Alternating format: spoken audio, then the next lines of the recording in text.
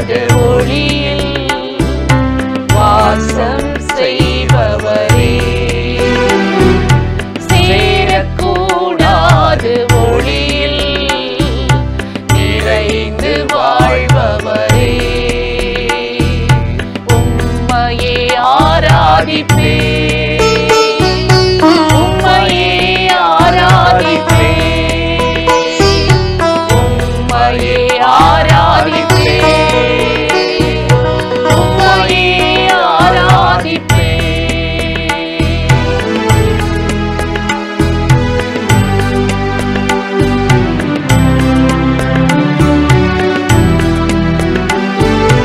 உயர்குலச் செடியில் ஆகாத பழங்கள் வந்திடுமா, அத்தி மரத்திலே திராட்சை பழங்களும் உண்டாகுமா,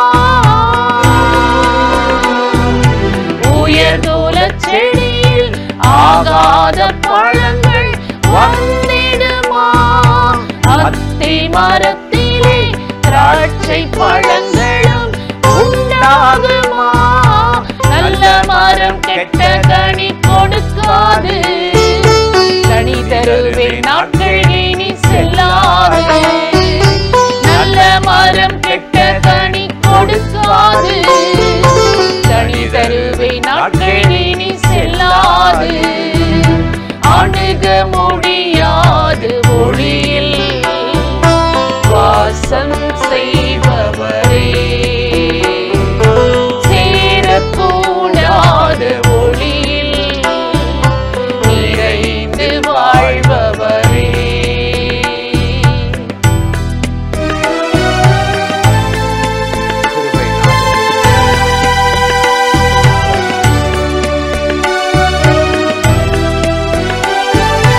உயிருள்ள வரையில் தேவனை உயர்த்தி பாடிடுவே, உள்ளளவும் என் இயேசுவை கீர்த்தனம் பண்ணிடுவே, உயிருள்ள வரையில் தேவனை உயர்த்தி பாடிடுவே, உள்ளளவும் என் இயேசுவை கீர்த்தனம் பண்ணிடுவே, மனிதன் மேல் நம்பிக்கையை வைக்க மாட்டேன், கர்த்தரையே நம்பி சார்ந்து வாழ்ந்திடுவே, மனிதன் மேல் நம்பிக்கையை வைக்க மாட்டேன், கர்த்தரையே நம்பி சார்ந்து வாழ்ந்திடுவே, அணுக முடியாது ஒளியில் வாசம் செய்பவரே, சேரக்கூடாத ஒளியில் நிறைந்து வாழ்பவரே, உம்மையே ஆராதிப்பே, உம்மையே ஆராதிப்பே, உம்மையே ஆராதிப்பே, உம்மையே ஆராதிப்பே. அல்லேலூயா. பிரியமானவர்களே, ஆண்டவராகிய இயேசுவின் நாமத்தினாலே இந்த காலை நேரத்தில் மாதத்தின் முதல் நாள் இயேசுவை தினம் பார்ப்போம் என்ற இந்த நிகழ்ச்சியின் மூலமாக உங்களை சந்திப்பதில் மிகுந்த மகிழ்ச்சி அடைகிறேன். கர்த்தர் நல்லவர், கிருபை என்றும் உள்ளது. இந்த நாளிலும் உங்களை அற்புதமாய் ஆசீர்வதித்து நடத்துவார். மாதத்தின் முதல் நாளில் கூடியிருக்கிறோம். கர்த்தருடைய வார்த்தை இப்படி சொல்லுகிறது. எரேமியா 15:20 நாம் வாசித்து பார்த்தால், உன்னை இந்த ஜனத்துக்கு எதிராக அரணான வெண்கலமாக்குவேன், அவர்கள் உனக்கு விரோதமாய் யுத்தம் பண்ணுவார்கள், ஆனாலும் உன்னை மேற்கொள்ள மாட்டார்கள், உன்னை தப்புவிக்கவும் ரட்சிக்கவும் உன்னோடு இருக்கிறேன் என்று ஆண்டவராகிய தேவன் எரேமியா தீர்க்கதரிசி வழியாக நமக்கு சொல்லியிருக்கிறார். உன்னை தப்புவிக்கவும் ரட்சிக்கவும் உன்னோடு இருக்கிறேன். உனக்கு விரோதமாக யுத்தம் பண்ணுவாங்க, மேற்கொள்ள மாட்டாங்க.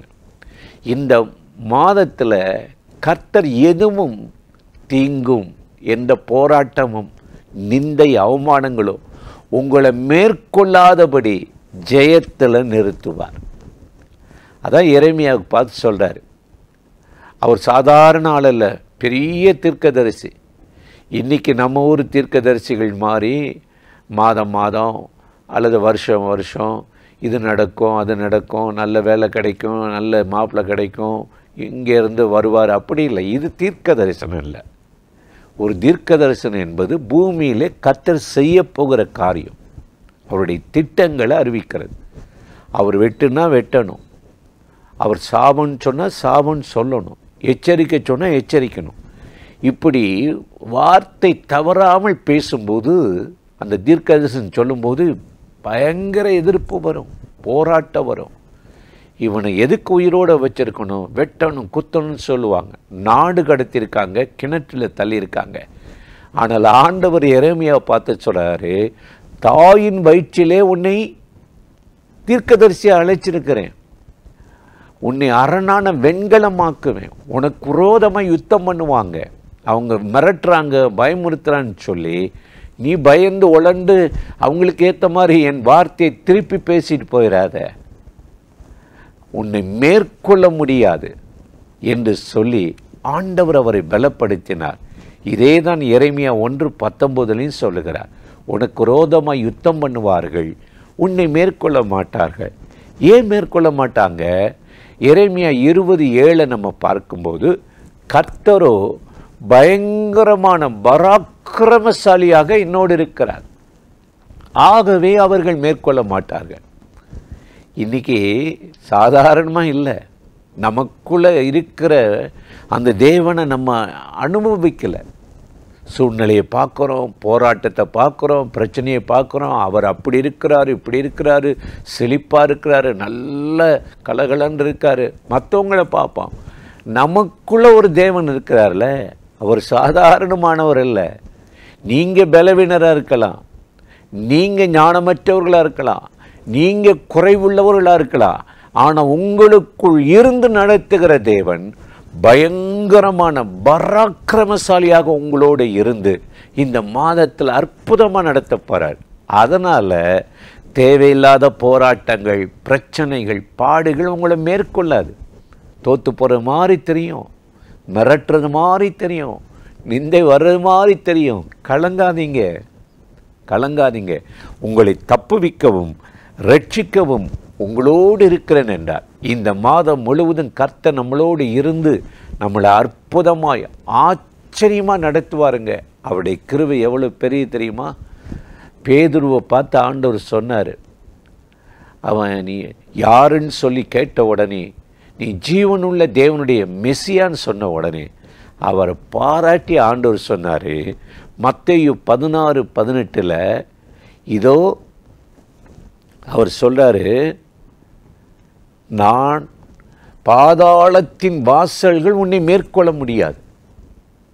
நீ பேதுருவாய் இருக்கிறார், கல்லாய் இருக்கிறார், பாறையாய் இருக்கிறார், சபையை கட்டுவேன்.